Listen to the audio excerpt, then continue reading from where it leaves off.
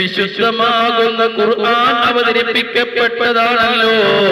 ഖുർആൻ അവതരിപ്പിക്കപ്പെട്ടത് എപ്പോഴാണ്? ഇന്നാ അൻസൽനാഹു ഫീ ലൈലത്തുൽ ഖദ്ർ. വിശുദ്ധമാകുന്ന റമദാനിന്റെ അവസാനത്തെ 10-ലെ ഒറ്റ രാവുകളിൽ ഏതോ ഒരു രാവിനാണ്, ലൈലത്തുൽ ഖദ്റിന്റെ രാവിനാണല്ലോ വിശുദ്ധ ഖുർആൻ അവതരിപ്പിക്കപ്പെട്ടത്. അത് 21-ാം രാവിലാകാം, 23-ാം രാവിലാകാം, 25-ലാകാം, 27-ലാകാം, 29-ാം രാവിലാകാം.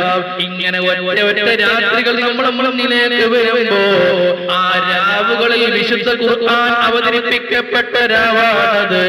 ആ ഖുർആൻ അവതരിപ്പിക്കപ്പെട്ടു എന്നത് തന്നെയാണ് വിശുദ്ധ റമദാനിന്റെ പ്രാധാന്യം. അതുകൊണ്ട് ഇനിയുള്ള ദിവസങ്ങൾ ഒരിക്കലും നഷ്ടപ്പെടുത്തല്ല മുഅ്മിനേ.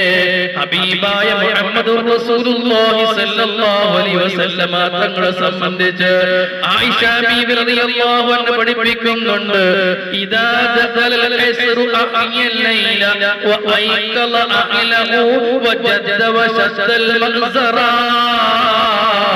വിശുദ്ധ റമദാനിന്റെ അവസാനത്തെ 10 എത്തിക്കഴിഞ്ഞാൽ ഹബീബായ മുഹമ്മദുർ റസൂലുള്ളാഹി സ്വല്ലല്ലാഹു അലൈഹി വസല്ലമ തങ്ങൾ രാത്രികളെ ഹയാത്താക്കാറുണ്ട്, രാത്രിയിൽ ഉറങ്ങാറില്ല. കുടുംബക്കാരെ വിളിച്ചു നിർത്തോ, ഭാര്യമാരെ വിളിച്ചു നിർത്തോ, അതുപോലെ മക്കളെ വിളിച്ചു നിർത്തോ, പേരക്കുട്ടികളെ വിളിച്ചു നിർത്തോ. മുണ്ടക്ക മുറുക്കിയുടെത്തിട്ട് രാത്രി സമയങ്ങളിൽ പോലും അവസാനത്തെ 10 ഹബീബായ പ്രവാചകൻ ഇബാദത്തിലാണ്. കാരണം ലൈലത്തുൽ ഖദ്രി ഖൈറും മിൻ അൽഫി ശഹർ. ലൈലത്തുൽ ഖദ്റിന്റെ രാത്രി 1000 മാസങ്ങളേക്കാൾ ശ്രേഷ്ഠമാണല്ലോ. 1000 മാസം എന്ന് പറഞ്ഞാൽ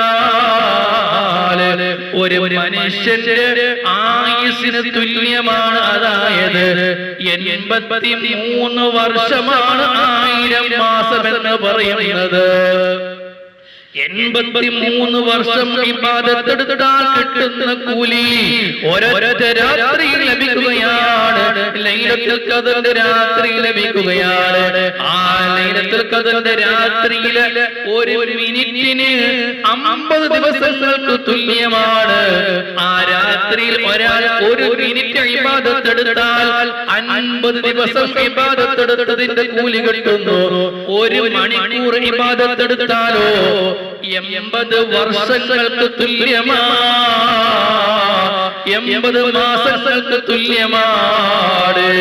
അങ്ങനെ 83 വർഷം ഇബാദത്തെടുത്താൽ കിട്ടുന്ന കൂലി ഒരൊറ്റ രാത്രി കൊണ്ട് കിട്ടുമെന്ന് ഹബീബായ പ്രവാചകൻ വിശുദ്ധമാകുന്ന ഖുർആനിലൂടെ പഠിപ്പിച്ചു.